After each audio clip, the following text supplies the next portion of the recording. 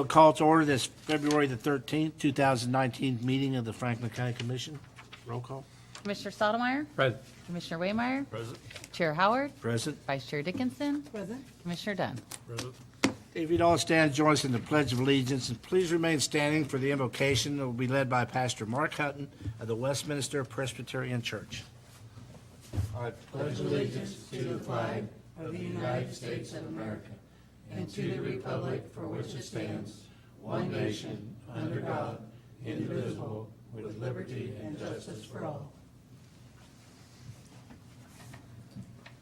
Morning.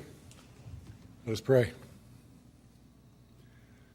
Almighty divine creator, we give you thanks for this day, for the blue skies that we have missed so much. We give you thanks for the way that you move and have your way in this world. God, as most of us prepare tomorrow to celebrate Valentine's Day, a day that has turned into romantic love, help us to be mindful that it's really a day to celebrate love in its entirety. That the saint that it's named after was one who defied oppression, who kept people from going off to war by marrying them secretly. And he did so because he was a follower of you, one who believed in the commandment to love one another and to love you. So God, I pray for the commissioners this day as they do the business before them, that they will remember to love one another, to show their love for this community, and to show their love for you, their Creator. We give you thanks for their service, for their dedication. We give you thanks for the support staff that's here. We pray that you will guide them in all their deliberations and decisions. Pray this in Jesus' holy and precious name. Amen. Thank you.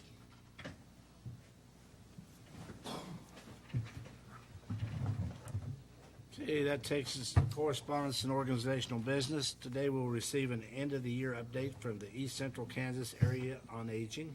Elizabeth? Good morning.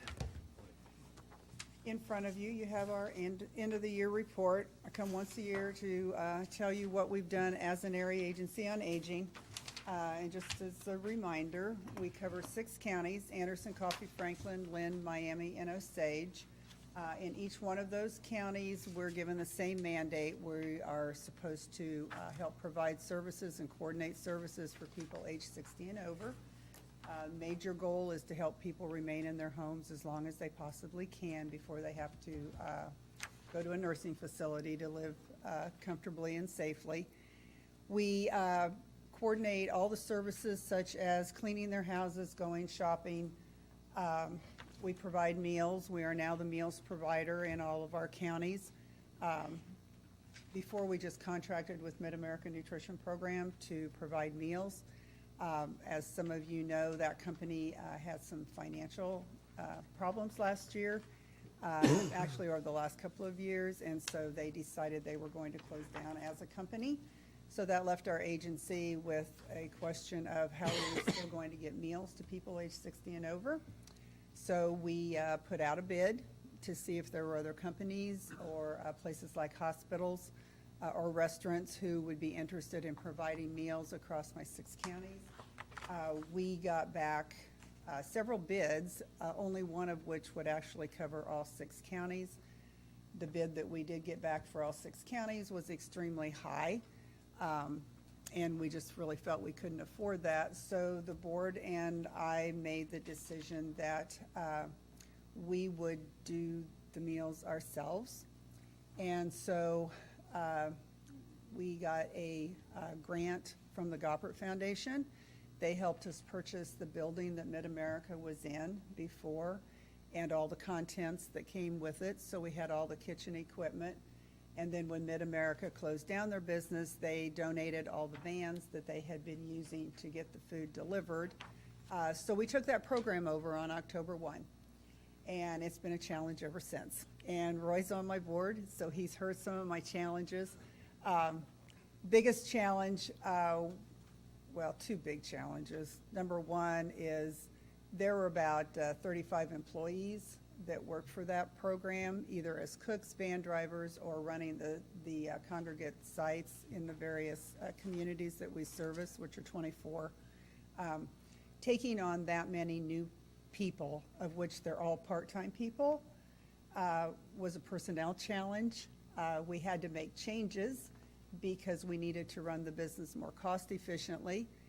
With changes in cost efficiency, as you can imagine, there were several disgruntled employees, so we've had some turnover of staffing, which happens.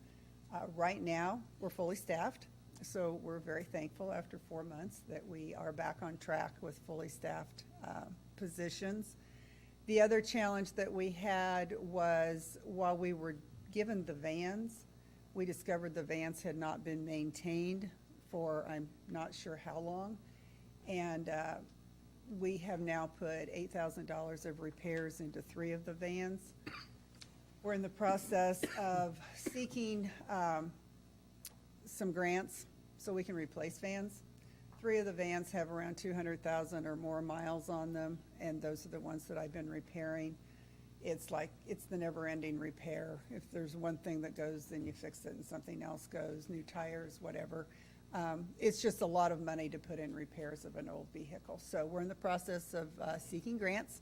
So hopefully we can get some of those vans repaired. But in the meantime, other than the horrible snow days we've had, which have been 3 for us, we get the meals out. The meals are good. We hear good comments. We've changed the menu a little bit. The people seem to enjoy the food. We do have good cooks.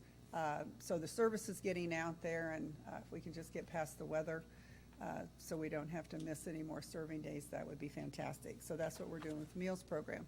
So in addition to that, then we also provide attendant care in the home, which would be people who are unable to bathe themselves, get themselves dressed, that type of thing. We contract with providers to do that.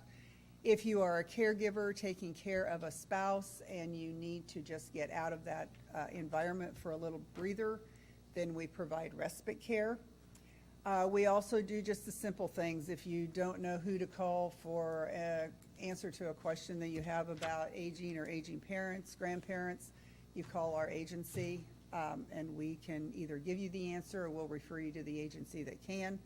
If people are trying to decide what to do with aging parents or grandparents, that they don't know whether they should stay in the home or go to a nursing facility, we have case managers that can come out and talk with families, help you make a decision about what's really best for your family members. So in our end of the year report, what we do basically is we just provide stories. The stories in here are real. We change the names, obviously.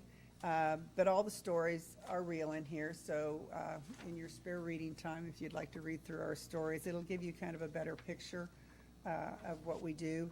One of the programs I always like to remind people of is on page 5, and it's through our caregiver program, but it's working with grandparents raising grandchildren. It's just a special place in my heart for the grandparents who are raising grandchildren. They're very special people who can do that, take on little kids or take on teenagers when you're actually a retired grandparent. There's a huge financial burden that comes with that, so part of the money that we get through our caregiver program, we put towards $50 gift certificates at the beginning of the school year to help those grandparents buy shoes to get the kids back in school. And we let all of our schools in our 6 counties know that we have that money available. They then contact any grandparents they think need that type of financial help.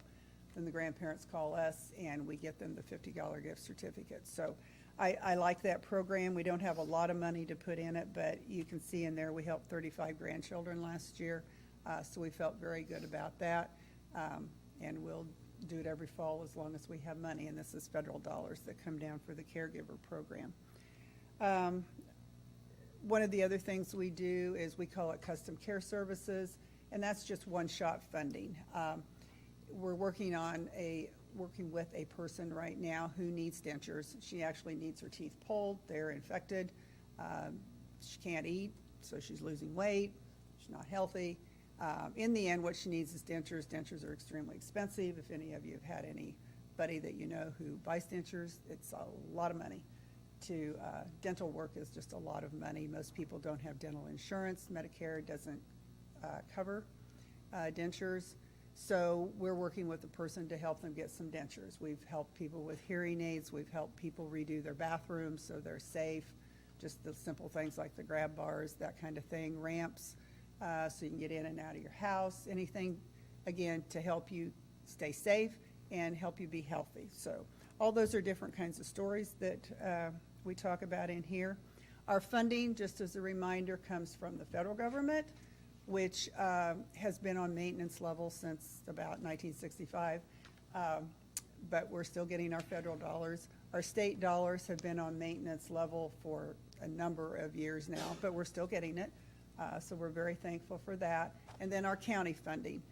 Each one of the counties, we do ask for money every year to provide the match money so we can draw down our federal and our state dollars. And in Franklin County, we do that through your Franklin County Services for the Elderly program, and they have a council, and we go request the money there, and then they submit it to you. So that's where we get our funding for that program. And then we get donations from the individuals who actually get services. We do remind them that services are not free, so if they can pay, we appreciate their donations. If they can't, then that's fine too. And then our state program is a forced copay program. The state says if you have a certain level of income, you have a certain percentage of the service you must pay. So we run that program too. And then beyond that, it's fundraising to make up the balance of what it costs us to run our program. And this year in Franklin County, we're going to do a trail ride through the nutrition program, and it's the first Saturday in April. So if you're horseback riders, we're hoping to get all that information out pretty soon, and that will be one of our bigger fundraisers, and all that money will go to the nutrition program. So that's how we fund our programs. That's what we do. Do you have questions? On your services, explain to me what you do on the prescription drugs. Oh, good question. I forgot all about my senior health insurance counseling program. It's a whole page in here. We help people get signed up for the prescription drug program that they need, the Part D program. So every year in the fall, for any of you who are on Medicare or know people who are on Medicare, come October, you have to pick a new drug plan for the following year. If you come into our office, you fill out a sheet of paper that just basically has all the drugs on it that you take. We put it into Medicare's computer system, and it tells you the top 3 prescription drug companies that are best for you, and then you pick your own option, and it goes from there. So we do that kind of help. And then in addition to that, any questions that people have about Medicare, Part A, Part B, picking a supplemental, which is the best insurance company to use as your supplemental if you're going to have that kind of gap insurance. Come in. Leslie Rockers is our expert on Medicare questions in general, so she's the one. And then we have a volunteer, Lenore Breckeisen, who has just been a fantastic volunteer, also extremely knowledgeable. So just have people call our office if they have questions. Leslie does an amazing job. I know several people that she has saved a lot of money for. She has, yeah. She's great. She's done that for years and years and years, and you learn all the ins and outs of the Medicare program.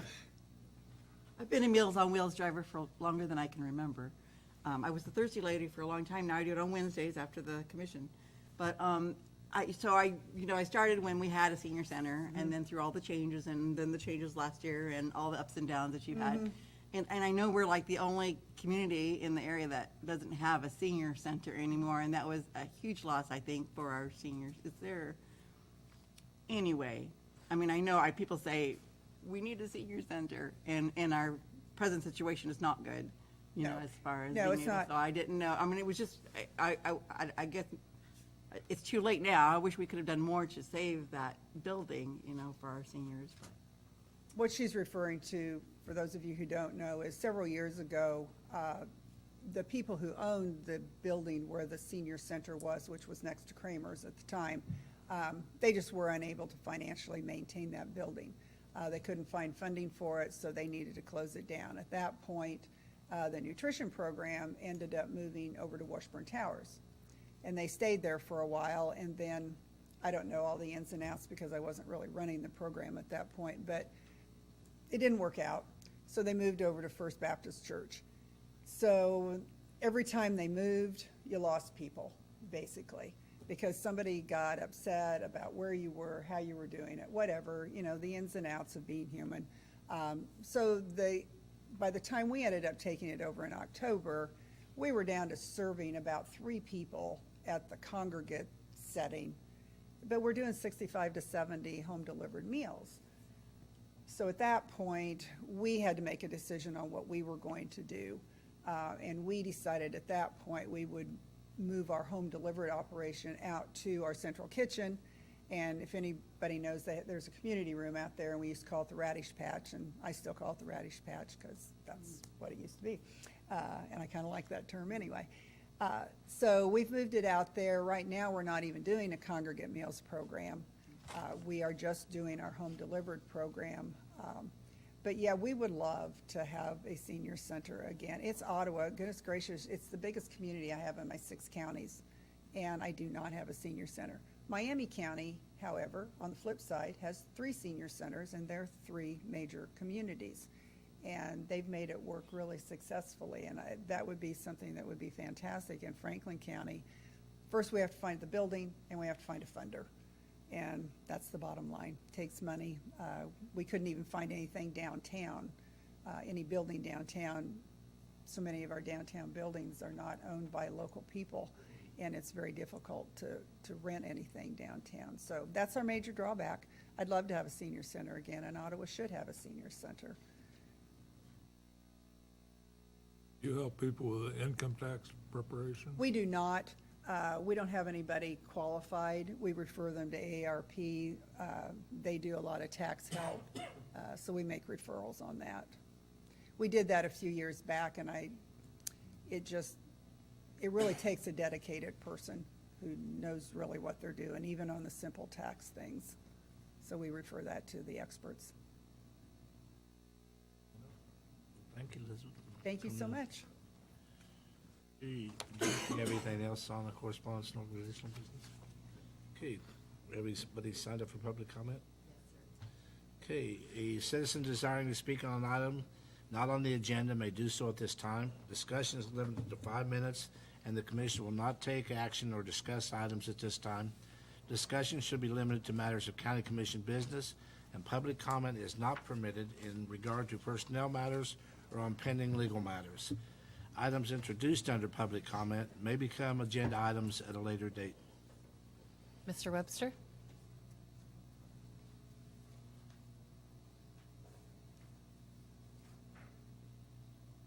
Morning. Everybody okay? We need your name. Brian and address. Webster, 1108 Osborne Road. Where to start?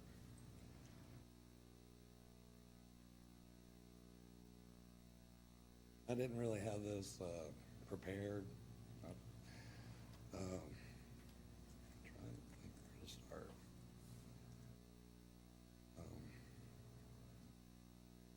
It's my understanding that I was afforded the luxury today through my district commissioner that Roy Dunn is willing to work with me, with David Lee, the Public Works Director. So at this point, I would like to disengage from making any further public comments to try to resolve an issue regarding the right-of-way. Is that fair? I thank everybody for their time. And I still want to reinvigorate that the commission is headed in the right direction. I appreciate everything that everyone does for me up here. Thank you, and I hope you're having a wonderful day. Thanks. Anyone else, Janet? Okay, it takes us to the consent agenda. Items today that need to be considered and approved are claim vouchers in the amount of $8,013.96, tax change orders in the amount of a minus $1,907, and the Franklin County Commission meeting minutes for February the 6th. Do I have a motion to approve the consent agenda? Motion to approve. Second? Motion is second, Jeff. Commissioner Stottlemyre? Yes. Commissioner Waymire? Yes. Commissioner Dickinson? Yes. Commissioner Dunn? Yes. Chair Howard? Yes. Okay, takes us to our first item of business. It's promulgation of the updated county emergency operation plan. Alan?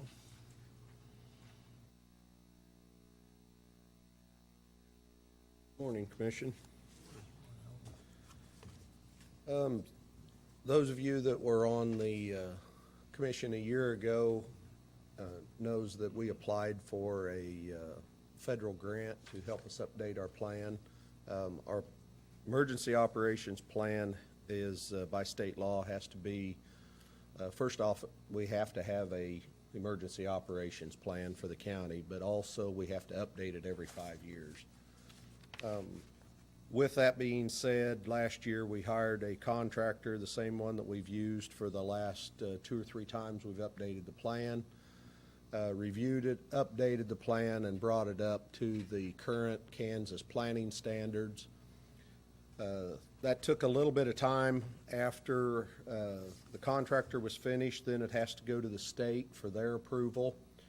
And January 2nd, we received the approval from the state. So the next step is for the county commission to approve our plan. And before we do that, I sent copies of the plan out to you. I don't expect you to read all of it.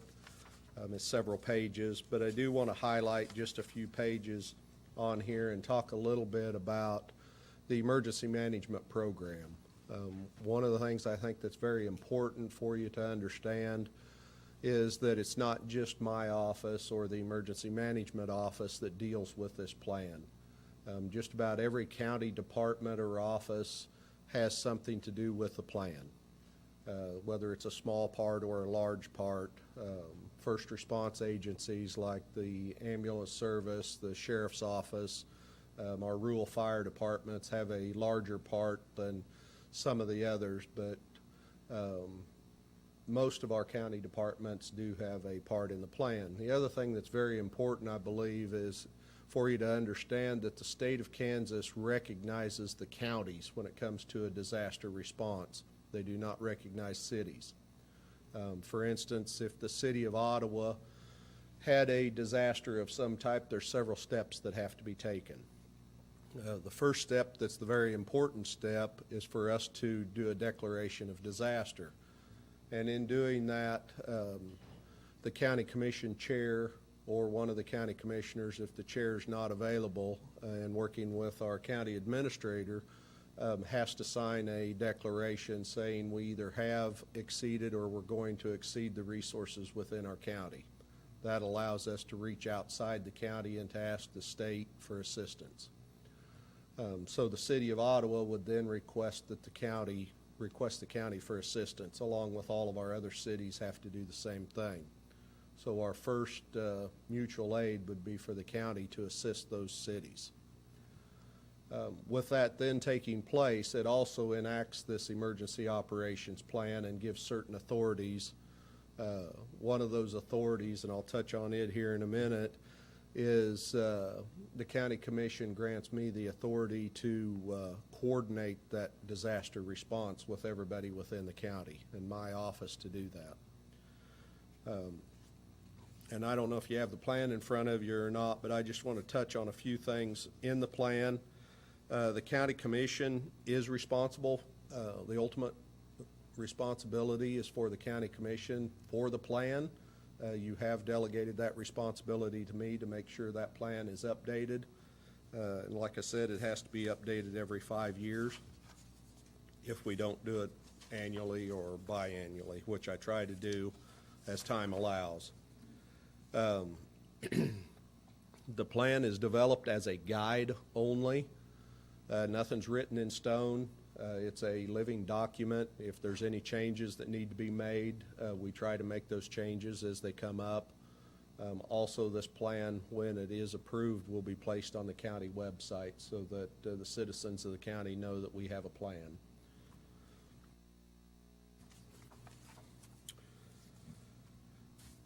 Some of the responsibilities for the county commission also, we talked about declaring the local disaster. That's the declaration that we have to sign.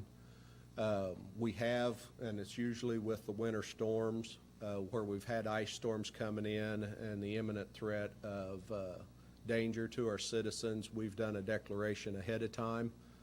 We can do that. Then that declaration is also good for 7 days. At the end of those 7 days, if we're still in that disaster, we come back to the county commission and we can get that extended.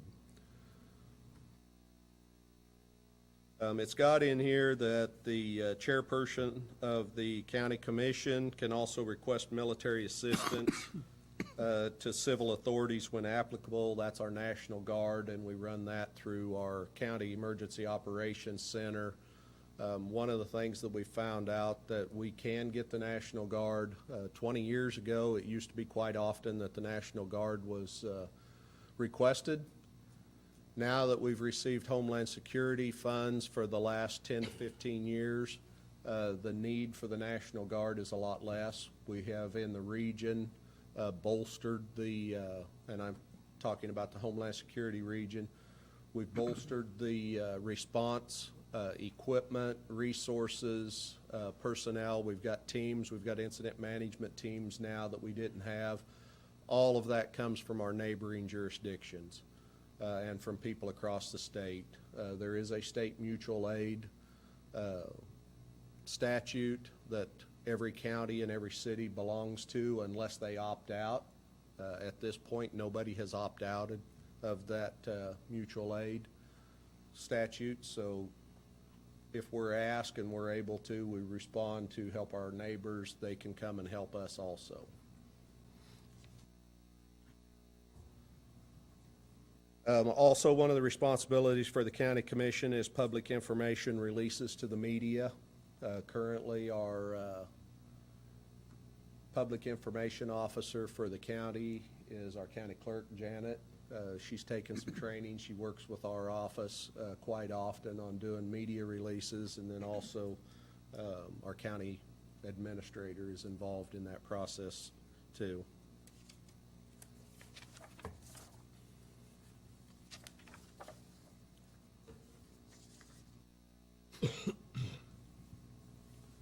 One of the things I do want to point out also is even though the county commission, I mentioned, has the ultimate responsibility, you have delegated when that declaration is signed that responsibility to the emergency manager, to me in my office, to do that coordination.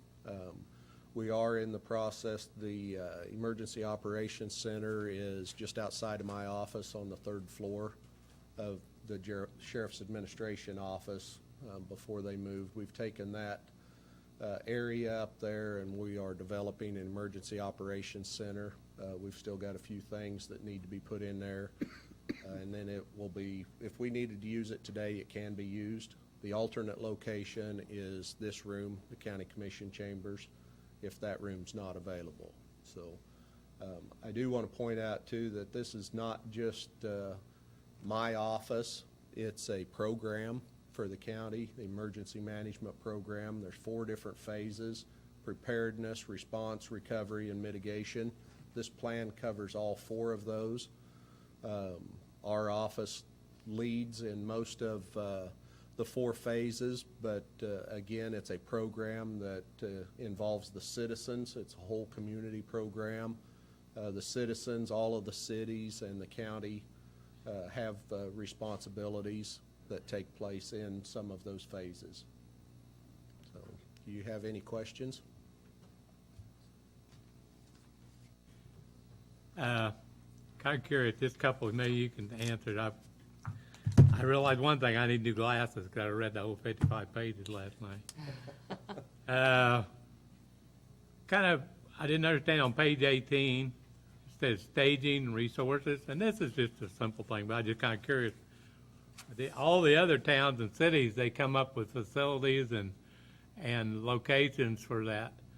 And what would be that encompass, staging resources? That's a staging area. If we have a disaster in one of those cities, these are predetermined areas to where we have resources that are coming in. We'll stage them there and make sure that they're accounted for, give them their directions or their tasks that they need to perform, and then they'll go to work. I guess the only question I had, the only thing it says for Lane is Main Street. Yeah, there's really not much of an area down in Lane. When you talk about a staging area, just keep in mind that you may have 100 different vehicles coming in, which Lane is a smaller community. It may not be that many, but it could be 15 or 20 vehicles. You've got to find a place to be able to put all of those, and there's really nothing in Lane. Well, the only reason I ask that, because I know most of them are either listed community building, fire station, which they have both.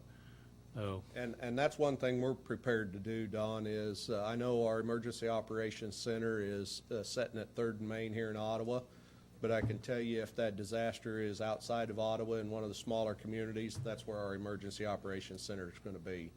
We've got a command trailer.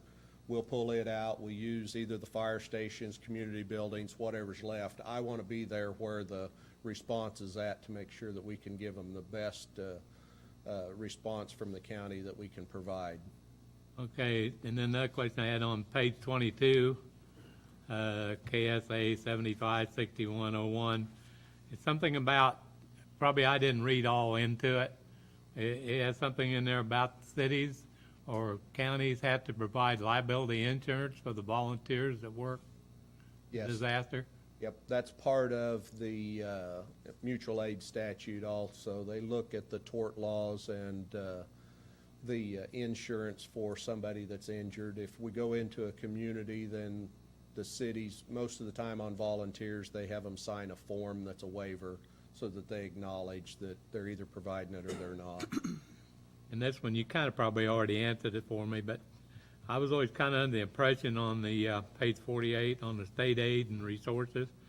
Is there still, I've been away from it, is there still a dollar amount you have to reach before that happens, or?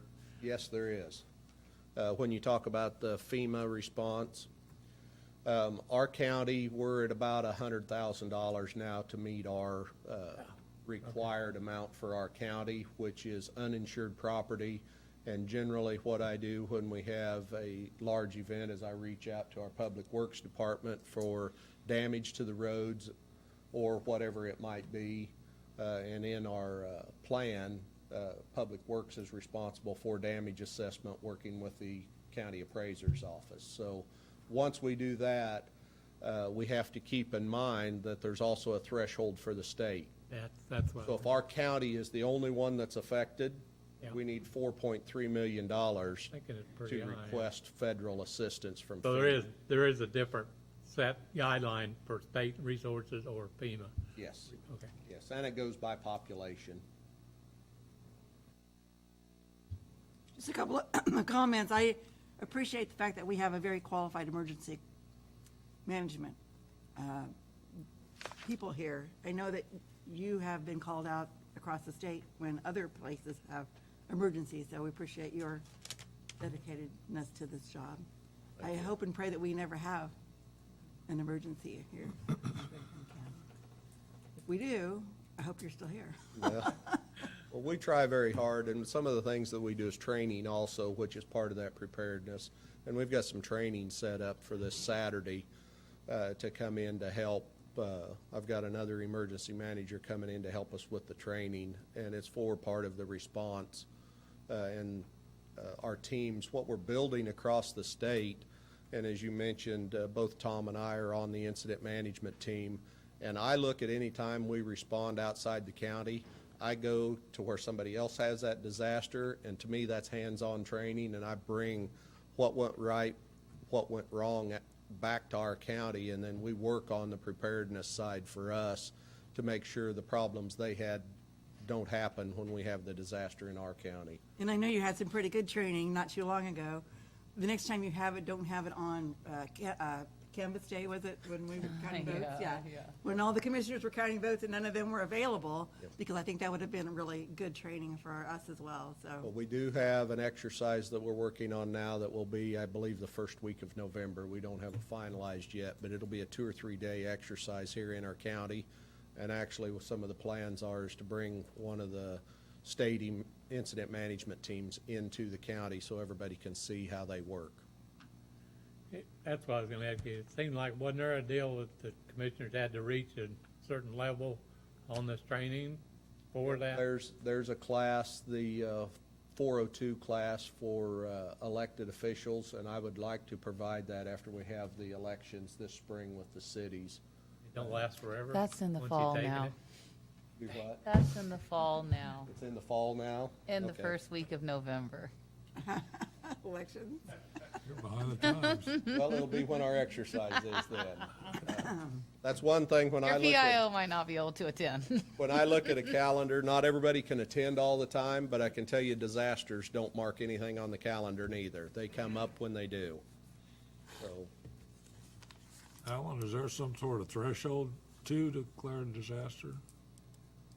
Or is it just very, what we look at, it's not really a threshold, it's more of a point where we realize that we're gonna go beyond the resources that we have available within our county. And it could be something as simple as we don't have enough resources to manage an incident, and we need an incident management team in here.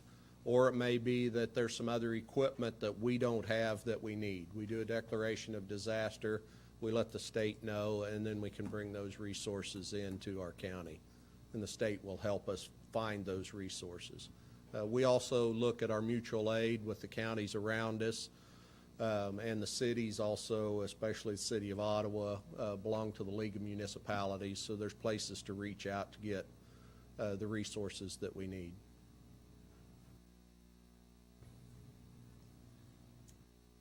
Thank you, Helen. Yep. Jan, what will the resolution number be? 19 days. I believe 5. Do what? I believe it's 5, but I can look it up. You can assign I that later. just assign them later. Yeah, you don't have to Okay. call it out. All right, well, if there's no more questions, I guess I'd look for a motion to approve resolution 19 dash. We'll look that up later. It's a resolution promulgating the emergency operations plan. Motion to approve? Second. Motion second. Commissioner Waymire? Yes. Commissioner Dickinson? Yes. Commissioner Dunn? yes, Commissioner Stottlemyre? Chair Howard? Yes. Thank you. Thanks for your work. Okay, item number 2, a request to add David Lee to the Lake Region Solid Waste Authority Board as an alternate. Janet? So I received the letter that you guys have attached to your packets from Commissioner Stottlemyre in his other capacity as Chairman of the Solid Waste Authority Management Committee, and he is asking that David Lee be appointed to the alternate position that we have for Franklin County on this board. You okay with that, Dave? Make a motion to appoint David Lee to the Lake Region Solid Waste Authority Board as an alternate position. Second. Commissioner Dickinson? Yeah. Commissioner Dunn? yes. Commissioner Stottlemyre? Yes. Commissioner Waymire? Yes. Chair Howard? Yes. Okay, takes us to staff reports. Derek? Susan Rader received a request, and this isn't something that I need the board to decide on today, but I want you to start thinking about it. She received a request from whoever is responsible for putting on the farmer's market. Apparently, they cannot do that at Orchlands anymore, and they are curious as to whether or not they could utilize the annex parking lot. I think it used to be there. I will tell you, this is not something I've looked into extensively. I would need to contact K-Camp and see what their thoughts are on that. And then certainly all of the doctor's offices in the annex I would want to talk to them, because my understanding is that part of the reason why it stopped being held there was some traffic issues with patients who were trying to reach the doctor's office, and certainly I would encourage the board to be cautious of doing anything that's gonna hamper what our tenants here are trying to accomplish. And so you're free to discuss, obviously, today, but more than anything, I just want to get that out there so that you know a request has been made, and, discuss it today if you want, but might bring it up again here in a couple weeks, so. Well, it's just for half a day on Saturdays, from And Wednesday, May to August Wednesday or something. afternoons also. Wednesday and Saturday. Yeah, Wednesday would be the one. well, Moved away last time. until Legacy Square gets developed, that'd be the ideal place for it, whenever it gets done. Yeah, I was here when that all happened, and nice, great people. I'm not saying, and when they went out there, it was a great deal when they went out there. I mean, it ended up being a better deal. I mean, but we did get a lot of complaints from tenants then. You could always tell when it was opening weekend for Sweet Corn, nobody could get in and out of the parking lot at all. And, I mean, great people, and I hope we can do, maybe we can, assist and,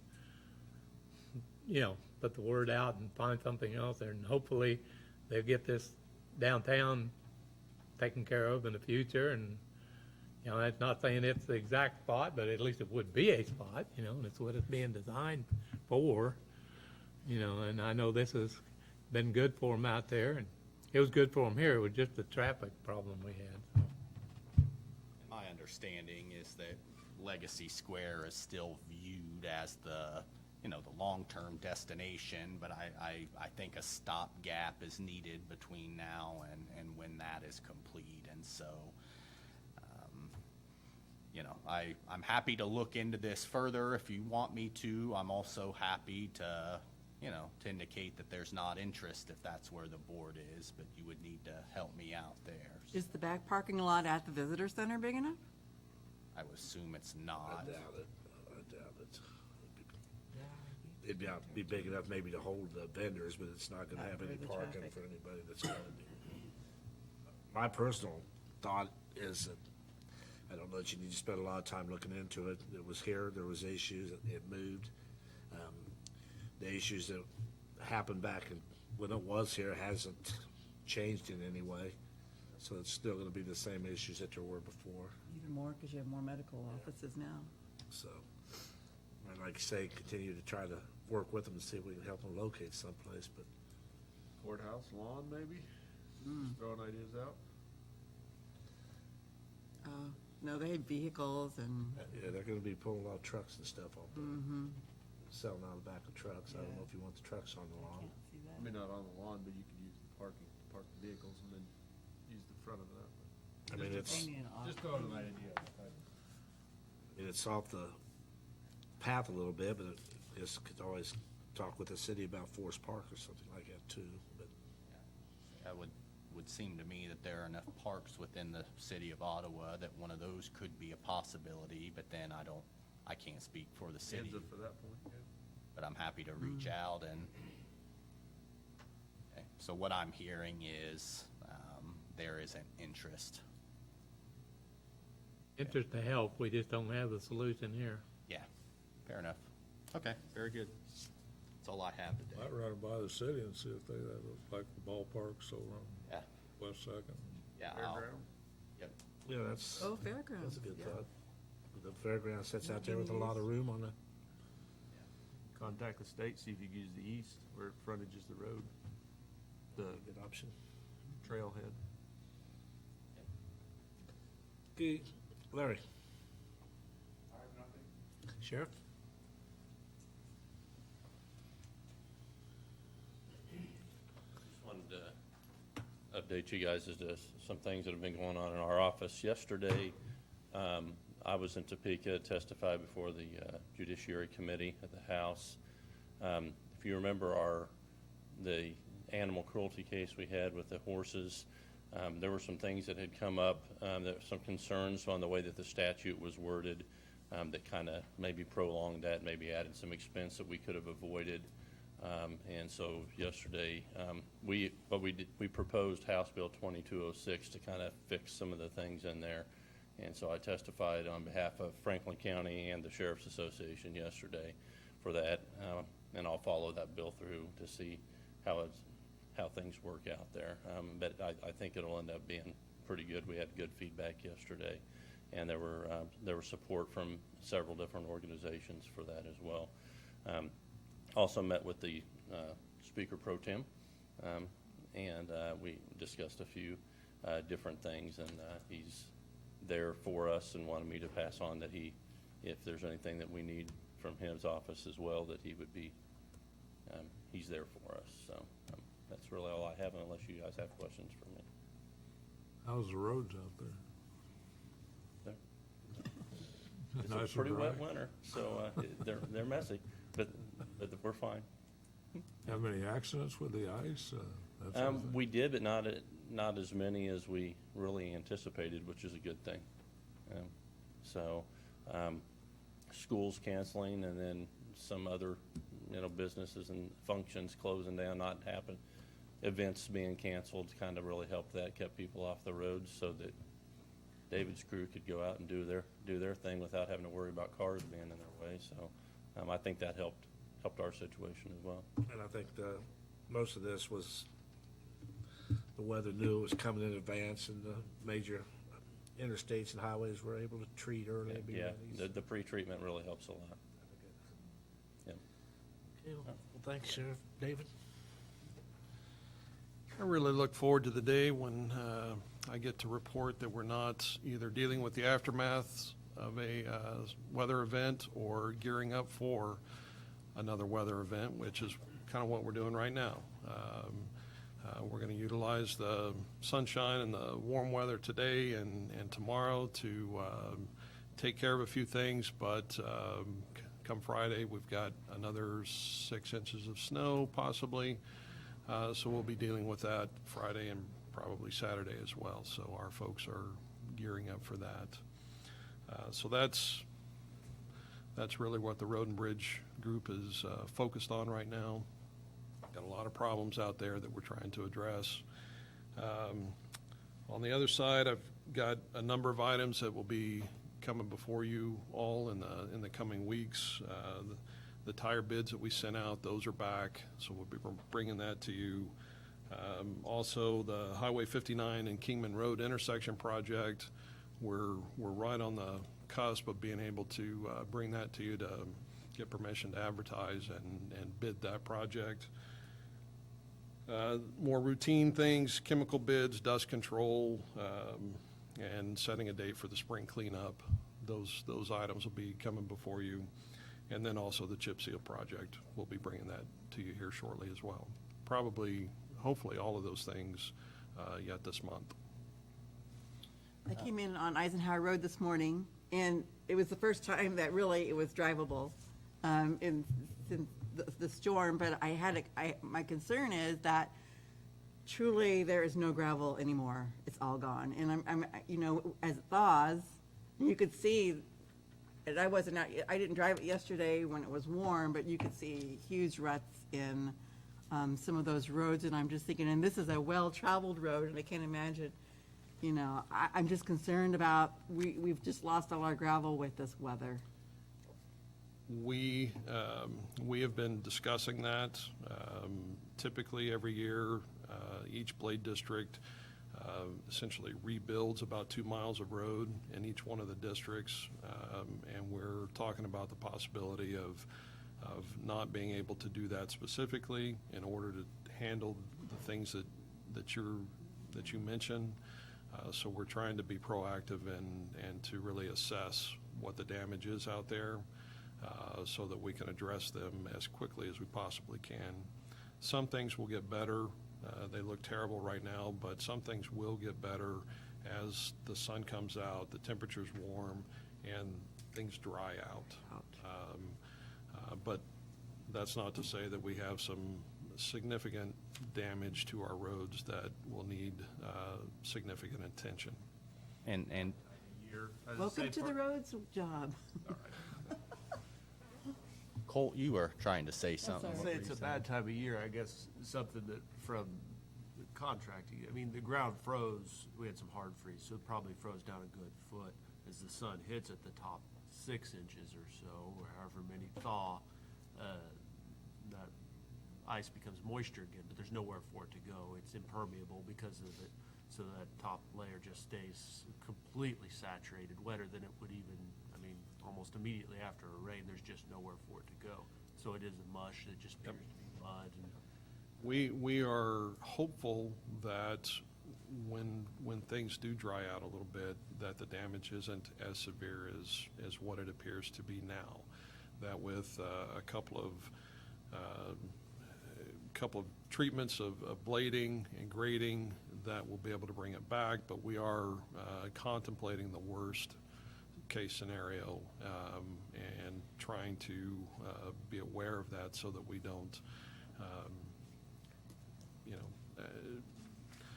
allocate our resources in a manner that would, make these issues linger. I think one of the ideas that David has had that I think is a great idea that we're going to work on are ways to educate the public. It's been a tough winter. I mean, I'm on several listservs. I will tell you, county administrators in this area of the state are all talking about their gravel roads. I mean, this is Mother Nature. Miami County's Public Works Director recently said that in his 30 years of public service, this is the worst winter that he's seen from a road maintenance standpoint. And then this just happens to be our new Public Works Director's first winter. And so we're on top of it. We're doing what we can, but I think just putting something on our website, for one, talking about the maintenance of gravel roads and explaining, like, I promise you, Colt, 99% of the people who live out there don't have the knowledge that you just gave. And I think people don't, they want their roads to just be nice all the time, and it's literally Mother Nature, and it's part of what you get when you choose to live off of a gravel road. And I feel like if we put something on our website and even maybe have pamphlets or something that we can hand out, more education is going to help us, might help alleviate some of the phone calls that I know they've been getting. But I will tell you, in the 5 years I've been here, from a responsiveness standpoint, we have not responded better or quicker to complaints than we are right now. I mean, we're doing everything we can, and luckily for us, people seem to understand. They might not understand in the moment when they're calling, but once they cool off, we've gotten calls back saying, hey, we get it. We know you're doing what we can. But Ian, you bring up gravel. I mean, we're going to lose a lot of gravel, and that's one of the big expenses that we have, not just this year, but every year. The gravel gets bladed off, and then you got to bring more back on. And so I don't envy you, David. I know you're in a tough situation, but We're very fortunate that we have great staff that handle the most of the calls.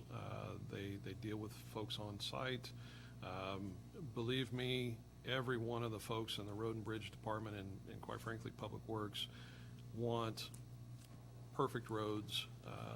Most of our staff live out in the county, and so they drive, they experience the same kinds of conditions, and they want nothing but the best, and they're busting their tail every day to try to make them better.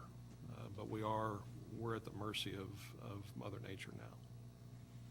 Yeah, one issue is, not all of them, and some of them actually can help some, but you have a lot of them out there that have the big tractors, and they're gonna take care and fix their own road. Normally, they're not fixing it, they're making things worse, but that's just part of it, I guess. It is part of it, yes, sir. You'll be able to explain tomorrow to the public that it's gonna get better, right? Thanks for that, yes. Okay, Commissioner comments, board reports. Don, you want to start? Yeah, I've been to quite a bit here lately, so bear with me. They went to the Lane City meeting the other night, right down there. This all started before I was commissioner this time around. Health Department come to me, Sheila Robertson with the grant, Pathways grant. Being I was familiar with all the 3 towns in that district, asked me to help them with the Pathways grant in the 3 towns. And Wellsville we helped them get like $15,000 for sidewalk grant. We helped, Princeton's kind of out of my district, but I wasn't a commissioner when this all, so it looks like we're going to get $50,000 for the rec center down there through the Pathways grant.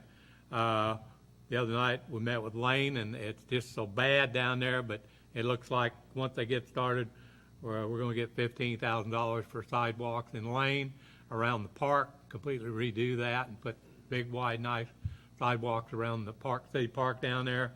And then possibly we're working with them to get another $7,000 to implement a city health plan and policies. So it's good. And Rantoul, I'm still working with that one. They've had quite a change of people and personnel, and so they're bearing with me, and they've got till the end of this year for the funds to be used. So I'm still working with them on that. I went to the chamber meeting yesterday, Wellsville. It was very informational, and a lot of it had to do with the county. The main thing is the new superintendent of schools up there. It's a big, long, like anybody wants to read it. But they've implemented in the schools up there something the chamber, even Ottawa, wanted to see. The school is offering a lot more training in soft skills and so forth about training to what you need to do and not want to do to have a job, and they're getting more into even automobile technician and welding and so forth, and the skills of working for people. So I won't go deep in that, but it's a program they've just put in. The new superintendent up there, it sounds like it's really going to be a good deal, and the chamber was really impressed with it. So, and the next one, Stan Keim Trucking was there to give a presentation to the chamber. City mayor and clerk and 2 or 3 other people was there with him. And then he brought the financier of what the truck facility is going to be in Wellsville, brought the person that's financing the whole project, $12 million. The first phase of it will be $12 million. And he explained out what all was going to be there with a convenience center, gas, and then a truck driving school he's going to have there to train truck drivers, plus a lot of it to train his own.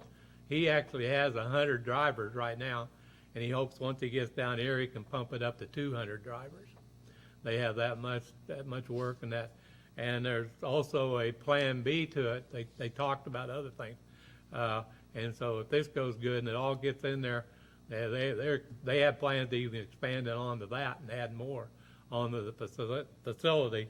And I know the city went up to Mayetta, where his main quarters is up there, and they were really impressed. And with him and his facility and the money that he pours into community projects. I mean, he's a big supporter of community projects. And so it sounds like, I talked to him for a little bit afterwards and introduced myself and said the county was very happy to see somebody like him and his organization moving into the county. It's a great deal for the city up there, but it's a great deal for the county too. There'll be a lot of jobs and a lot of sales tax, and it's good for our 300 acres out here, because there's going to be companies looking now that's one of their deals. How do they ship? And they're going to be able to look up the road 15 miles and see a trucking company up there that's what they do. And they work with a lot of the big companies like Kubota and so forth, they have their contracts. So they're not something starting out. It's just starting out in our area, and they really like our area. It don't hurt that I-35 runs right in front of where they'll be. And I know David has, talked, with the city people up there and everything, and it sounds like it's going to be a good deal. And I'll make couple comments on Dave. I've had a couple of real issues out in my area, and he almost got them taken care of. One before I could call him, and the second one I couldn't get home before they had it taken care of. And so, and these were two problems that people couldn't do anything about. One road, people were getting stuck right in the middle of the road, and I mean that there is not only it's their issue and our issue, but it's also our safety issue too. We got to get ambulances and the sheriff's cars and all of them got to get down those particular roads also, And we had another one, but it was a hill. Nobody could get up the hill. So, and his guys, before I could get home, within 2 hours, I had a phone call thanking Public Works and, for taking care of the issue. And I know there's 1,000 more of them out there, so.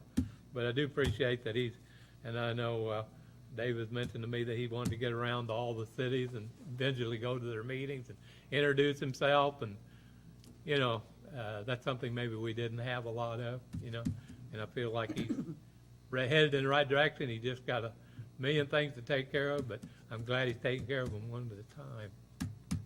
Don, you mentioned that a chunk of the meeting with the Wellsville Chamber was about the county. What does that was, as far as,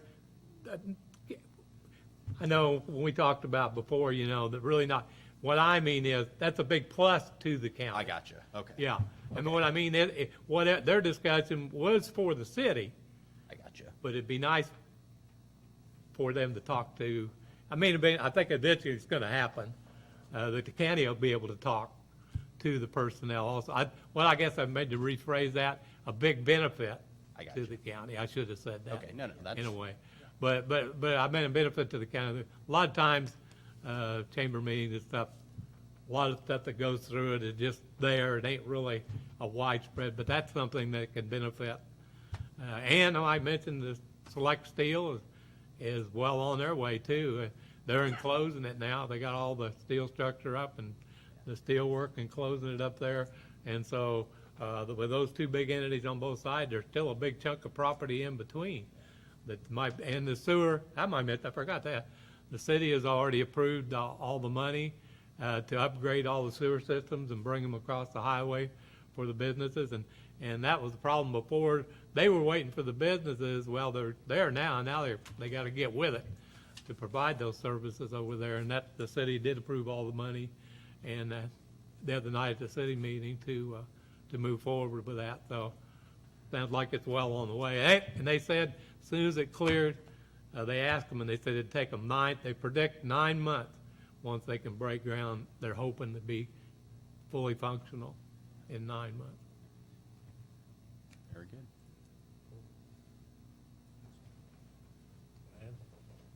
I went to the Ottawa Chamber of Commerce board meeting yesterday. A lot of, basically with reports, a lot of their meeting though was talking about the construction of Legacy Square, how it's going to affect the businesses in the area. Basically, and they're going to shut down that alley behind there for up to 6 months. And there's a coffee shop, and that's their. So they're talking about, are they even going to be able to stay open? And a lot of those businesses are going to be greatly affected, parking and everything at this point. So that's something they're going to have to deal with. But construction is going to happen. Start soon. They're going to do they're actually going to start construction here, and then with the groundbreaking ceremony on March 5th.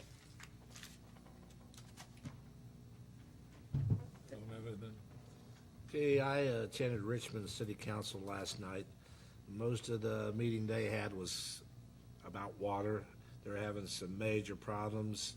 They had new water lines put in a while back, and they're getting a lot of people coming in with water leaks.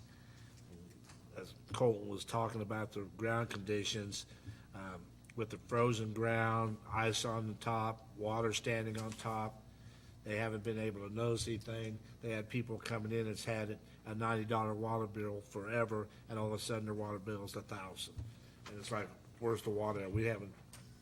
And the problem is, a lot of them, the water leaks are on the individual side of the meter, but it's always at a spot where the company connected to their individual lines. So the company's out of it. They're trying to decide what to do.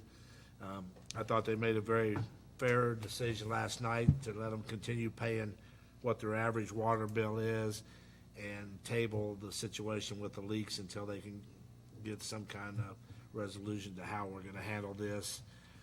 This plan's supposed to be set up where they can catch a water leak as soon as it occurs, but nobody that's on the board now knows how to do that, or their city clerks don't know how to do that, so they're not catching the water leaks when they're occurring until the bills get extremely high. So anyway, that was the biggest share of their meeting last night, and that's all I've been to since.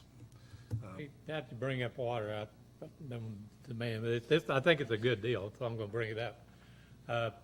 City ran, of course, I attend both cities, Rantoul and Lanes, and every little town and even big towns, water issues. Well, I know Rantoul's had a real problem. Even the mayor is the only one now that has a certification, and he's having to do, well, they have another gentleman that's really good, but he doesn't have the certification, he has another job. So they've been hiring him part-time and working under the mayor's license. Well, Lane has the same problem, and they lost their longtime water person. So I got the two mayors together, and they're talking and discussing, and this other guy has a job, and he does that, but he can't.